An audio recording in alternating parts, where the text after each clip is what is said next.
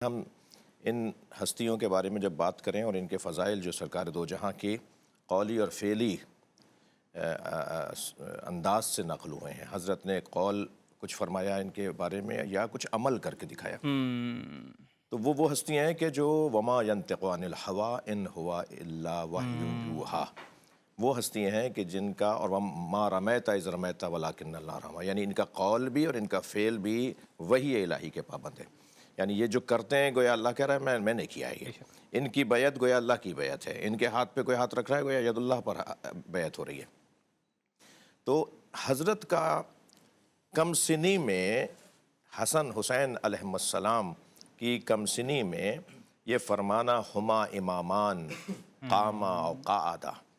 اب یہاں میں ایک جملہ ضرور کہوں گا کہ ہمارے یہاں کچھ لوگوں نے یہ تقسیم کر دی کہ حضرت نے گویا فرمایا کہ یہ دونوں میرے بچے امام ہیں. اچھا، یہ دونوں بچے ہیں اور امام ہیں، یہ دونوں بچے ہیں اور جوانان جنت کے سردار ہیں. بھائی کیسے بچے ہیں، کیوں ان کو لفظ بچہ بول رہے ہو؟ یعنی ان کا بچپنا مقایسہ نہیں کیا جائے گا امت کے اور ہمارے بچپنے کے ساتھ.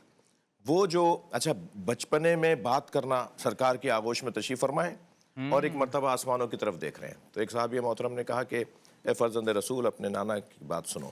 تو حضرت نے فرمایا کہ ان ابنی ھذا یطالع اللوح المحفوظ، میرا یہ بچہ لوح محفوظ کا مطالعہ کر رہا ہے.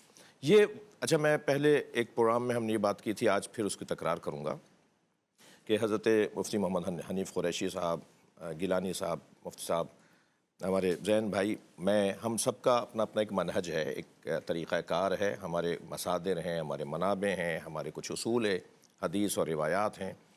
تو میں جو بات کر رہا ہوں تو میں اپنی بات کر رہا ہوں، اور مفتی صاحب جو بات فرمائیں گے تو ہم ان سے استفادہ کریں گے.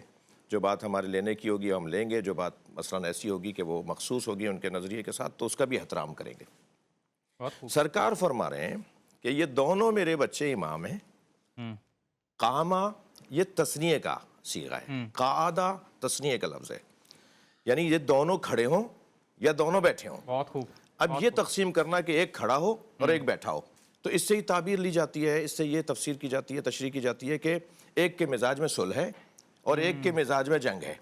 ایک امن چاہے گا اور ایک میدان میں اتر کے اپنے آپ کو قربان کر دے گا اور تلوار اٹھائے گا. میں سمجھتا ہوں کہ یہ تشریح بہت اچھی نہیں ہے.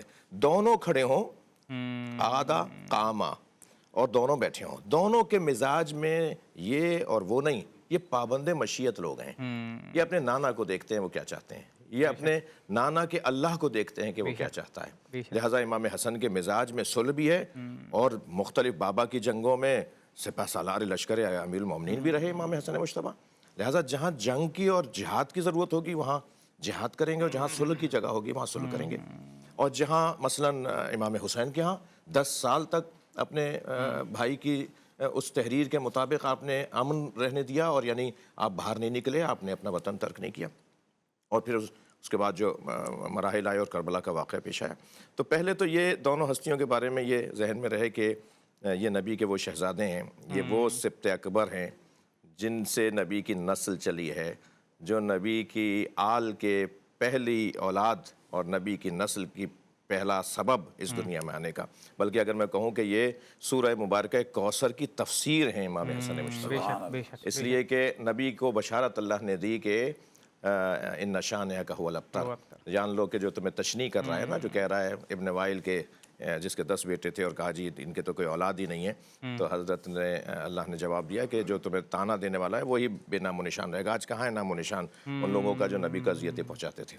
اور امام حسن مجتبیٰ، حسنی سادات دنیا میں کہاں نہیں ہے، حسینی سادات دنیا میں کہاں نہیں ہے. اس وقت نسل مصطفیٰ صلی اللہ علیہ وسلم دنیا میں ایک بہت بڑا خاندان ہے جو سرکار دو جہاں سے منسوب ہے، اور اس کا آغاز امام حسن مجتبیٰ سے. بے شک، بہت بہت خوب.